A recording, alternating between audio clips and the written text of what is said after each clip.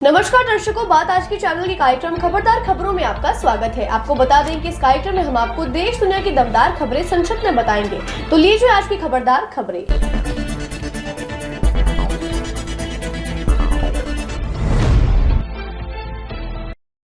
महाराष्ट्र नवनिर्माण सेना के प्रमुख राज ठाकरे अपने बिंदास भाषणों से सबको चौंकाते रहते हैं। अब उन्होंने राष्ट्रवादी को कांग्रेस पार्टी के अध्यक्ष शरद पवार के उस बयान की आलोचना की जिसमें उन्होंने राज्य में मणिपुर जैसी अशांति फैलाने की आशंका जताई थी।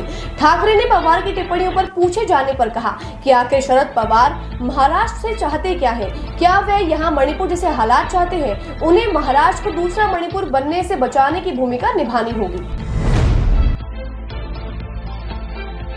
बांग्लादेश के पीएम शेख हसीना के इस्तीफे और मुल्क छोड़ने के बाद बांग्लादेश के राष्ट्रपति मोहम्मद शहाबुद्दीन ने बांग्लादेश की पूर्व पीएम खालिदा जिया को जेल से रिहा करने के आदेश जारी कर दिए हैं। खालिदा जिया को हसीना की सरकार में भ्रष्टाचार के मामले में 17 साल की सजा सुनाई गई थी और 2018 में उन्हें जेल में डाल दिया गया था। माना जा रहा है कि बांग्लादेश की नई सरकार में वो फिर से प्रधानमंत्री बन सकती है। बांग्लादेश नेशनल पार्टी के प्रमुख खालिदा जिया 1991 में पहली बार बांग्लादेश की पहली महिला पीएम बनी थी। उन्हें और उनकी पार्टी को भारत विरोधी माना जाता है। उनकी पार्टी में कट्टरपंथी भरे पड़े हैं जो भारत के लिए समस्या हो सकती है। जिया का झुकाव पाकिस्तान की तरफ ज्यादा रहता है। बांग्लादेश में चल रहे हिंसक प्रदर्शन में वहां के कट्टरपंथियों ने अब हिंदुओं को टारगेट करना शुरू कर दिया है। कुछ हिंदुओं के घरों और 4 मंदिरों को आग के हवाले कर दिया गया है। वहीं एक हिंदू की हत्या कर दी गई है। बांग्लादेश में हुए हिंदुओं पर हमले को लेकर विश्व हिंदू परिषद ने सरकार से वहां के हिंदुओं की सुरक्षा सुनिश्चित करने के लिए आवश्यक कदम उठाने की मांग की है। वहीं भारत ने बांग्लादेश की सीमा से लगते राज्यों असम, मेघालय, त्रिपुरा, बंगाल और मणिपुर में सीमा पर सुरक्षा बढ़ा दी है। वहीं बंगाल के राज्यपाल आनंद बोस ने कहा भारतीय सीमा सुरक्षित है। उन्होंने एक निगरानी समिति का भी गठन किया है जो 24 घंटे सीमा पर होने वाली घटना पर नजर बनाकर उन्हें रिपोर्ट देते रहेंगे। साथ ही आज विदेश मंत्री जयशंकर सदन में बांग्लादेश पर बयान जारी करेंगे।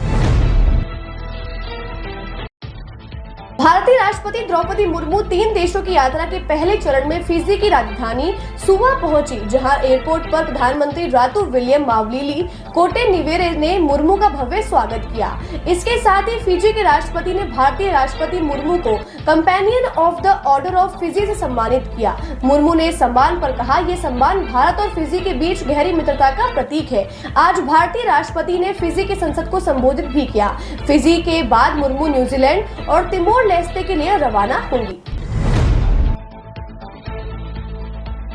राजस्थान विधानसभा में सोमवार को कांग्रेस विधायक मुकेश भाकर के खिलाफ जोगेश्वर गर्ग की ओर से रखे प्रस्ताव पर विधायक मुकेश भाकर को सदन की कार्यवाही से पूरे सत्र के लिए विधानसभा अध्यक्ष वासुदेव देवनानी ने निलंबित कर दिया है। मुकेश भाकर को बाहर निकालने के लिए मार्शल को बुलाया गया।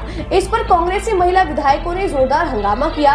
इस हाथापाई में महिला विधायकों की चूड़ियां भी टूट गई। इस पर कांग्रेस ने कहा कि जिस सदन में महिलाएं सुरक्षित नहीं है, उनके राज्य में महिलाओं की क्या स्थिति होगी। इस पर कांग्रेस विधायक ने रात भर सदन में धरना दिया और भाकर के निलंबन को वापस लेने की मांग की। कर्नाटक के सीएम सिद्धारमैया को लेकर राज्यपाल थावरचंद गहलोत आज एक बड़ा फैसला ले सकते हैं। यह फैसला करप्शन के आरोपों को लेकर सीएम पर मुकदमा चलाने को लेकर होगा। एक्टिविस्ट टी.जे. अब्राहम ने राज्यपाल से अपील की है कि सिद्धारमैया के ऊपर भ्रष्टाचार को लेकर मुकदमा चलाया जाए। वहीं मंत्री परिषद ने राज्यपाल से ऐसा न करने की गुहार लगाई है। विपक्षी भाजपा और जेडीएस भी मुकदमे के लिए दबाव बना रही है। सीएम सिद्धारमैया पर आरोप है कि सीएम ने मैसूर के आवासीय इलाकों में गैर कानूनी ढंग से 14 प्लॉट हासिल किए हैं। वही सिद्धारमैया ने राज्यपाल के ऊपर हमला बोला है। उन्होंने कहा कि गवर्नर भाजपा के हाथ का खिलौना बनकर रह गए हैं। बांग्लादेश की मौजूदा हालत के मद्देनजर केंद्र ने आज सुबह 10 बजे संसद भवन परिसर में सर्वदलीय बैठक बुलाई है। इसमें नेता प्रतिपक्ष राहुल गांधी के साथ साथ विभिन्न दलों के नेता मौजूद रहे। इस दौरान विदेश मंत्री एस जयशंकर ने सभी नेताओं को पड़ोसी मुल्क बांग्लादेश की वर्तमान स्थिति की जानकारी दी। बैठक में बांग्लादेश में दंगों में मारे गए लोगों की याद में एक शोक प्रस्ताव भी पेश किया गया। साथ ही दिवंगत आत्माओं की शांति के लिए प्रार्थना भी की गई। इस बैठक के बाद शशि थरूर ने कहा, केंद्र सरकार ने सर्वदलीय बैठक बुलाकर बढ़िया काम किया है और विदेशी मुद्दों पर सभी दल केंद्र सरकार के एक साथ जुट है। वहीं राहुल ने अलग से भी विदेश मंत्री से मुलाकात कर घटना की जानकारी प्राप्त की।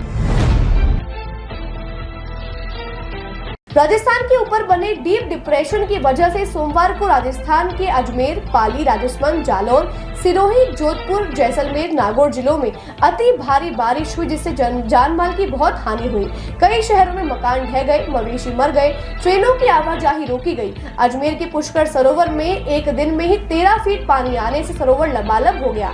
वहीं फायसागर की चादर चलानी पड़ी। भिनाई में 124 mm, पाली में 240 mm, वहीं बूंदी में 799 mm बारिश 24 घंटे में दर्ज की गई है। वहीं अजमेर के निचले एरिया में लोगों के घरों में 2 से 3 फीट पानी आने से अफरा तफरी मच गई है। वहीं कलेक्टर ने भारी बारिश को देखते हुए 2 दिन के स्कूल की छुट्टी की घोषणा कर दी है।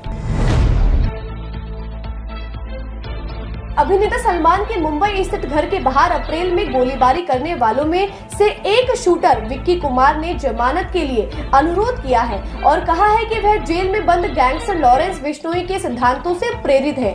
आरोपी ने कहा कि उसने कर्ज में फंसे होने के कारण अपराध किया है।